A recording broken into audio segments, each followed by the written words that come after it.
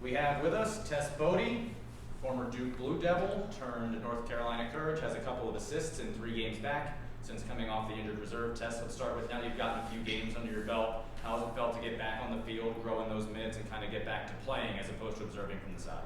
Yeah, I mean, it feels incredible. I think the first couple games, my lungs would probably say otherwise. But yeah, I mean, 6 months watching games from the sideline to now being back for about 2-3 weeks now, for sure feels great. And I feel like with each game, I'm, improving, learning, and I think the staff has been great with me. I mean, while I was on the sideline, keeping me engaged, learning, so that the transition wouldn't be too drastic. But it for sure is a lot better to be on the field than sitting on the sidelines or up in the stands. So Sean's talked a lot about the intricacies of this system that you've implemented in the offseason. Be able to watch it from the side, did that give you any different perspective maybe that you've been able to carry onto the field? yeah, I mean, I think watching from the sideline, I was trying to be pretty engaged during my rehab because we do have quite an intricate style, and we're a tactically involved team, which I think is, my preference for sure. And I think Sean has picked a group of people who do like to play that way and like the tactical side of the game. So, yeah, I mean, I think during my rehab, I was engaged, learning with all of our, assistants and Sean, and it just made that transition honestly so smooth. We'll open it up to you. Sure. Tess, how do you kind of, I'm sure you're probably embracing this moment of more opportunities with everybody leaving personally, but how do you kind of as a team approach this moment with the World Cup here and losing a good chunk of your lineup? Yeah. I mean, it's tough because obviously we're so excited for our teammates going to the World Cup. That is such an incredible honor, and we're so excited to watch them. But also obviously a big loss. We have incredible players that are going to be heading out. I think something that's unique to this team this year, though, is we really do have that depth. And I mean, even if you look through our lineups throughout the season so far, we've had various lineups. So a lot of people have been getting minutes, whether it's Challenge Cup or earlier on in the year. I think the people who are going to come in and fill all those roles are totally ready.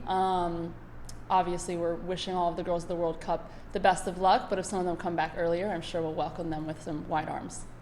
Well, you talk about the depth of this team. That says something about you as a player to be able to come back from an injury and get immediate playing time. I mean, can you speak to that? Yeah, I mean, I think that's one of our biggest strengths as a team this year is that top to bottom, we've got people who can go out, start, play 90 minutes, and perform. I think we're all on the same page. We have really great chemistry on and off the field.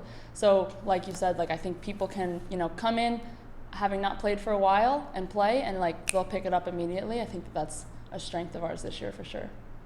What were some of the biggest things you learned kind of watching and observing throughout 6 months, kind of being on the sideline and waiting? What were some of your takeaways that you kind of got when you were having conversations and just kind of watching and learning? Oh, I learned a lot. This was my first surgery in rehab, so I think it was the first time I had to sit on the sideline, and it sucked. But I also think towards the end of it, I realized how much of a blessing it was that I got to sit back and kind of watch. And honestly, probably one of the biggest takeaways is just that there's so much information overload that sometimes you can kind of get caught overthinking and all of that. And when you watch from the sideline, it's funny because it's just so easy. You're like, oh, well, they should have done this. They should have turned and played that. It's so easy on the sideline. But when you're in it, I think kind of learning to have that deep breath of okay, it's not that deep. We know what we're doing, and trusting each other. So. How quickly were you able to implement that once you were back on the field? I mean, I think it's a little bit of a give and take. Some days I'll reflect on it and be I kind of forgot that immediately once you jump back in. But kind of trying to have a good balance of reflecting post-training, post-games with teammates, coaches, and kind of resetting after each time has really helped me. Yeah. Alicia via Zoom. Thank you. Hey, Tess, thank you for your time today. Appreciate it. Wanted to ask over the weekend, you seem to get a decent amount of attention on social media for a nutmeg that you did heading towards goal. I'm wondering about kind of that element of your game, the sauce, the skills. Is that something that you pride yourself on? And did you notice the attention you were getting for that play over the weekend? No, I actually took me a second to remember the play you're talking about, because I probably am more caught up on how I didn't score that than the Meg that happened about half a second before. No, I definitely tend to steer pretty clear of social media, just because I think you can have people saying great things about you, and just have people saying wildly horrible things about you. So I try to just stay kind of neutral on both of them. So I actually didn't even know that. So I'll take the positive. Yeah, I mean, I think like that's definitely a side of the game that I really like. Just kind of being crafty and creative, and we are such an attacking team that I get to do that in the final third a lot. I think we have really creative, crafty players up top who all like to do that. I just got to make sure I'm not trying to tempt those back in the middle third. Otherwise, I don't know if that'll go over well.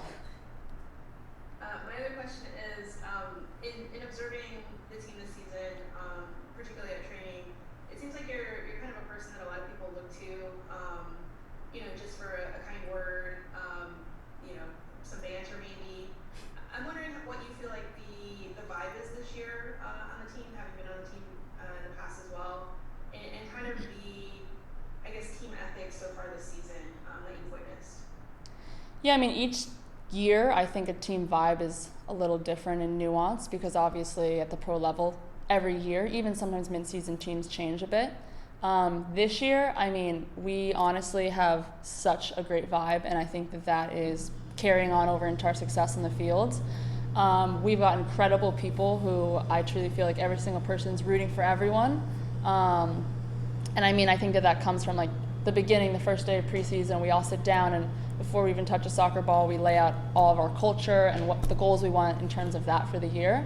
But yeah, I think if anyone comes out to training, like, you see a team that's really competitive, fierce, like we're going to every tackle 100%, but then the play's over, we're cracking jokes, we're like squirting water in people's faces, like we're all so close, and I think that carries on to the field.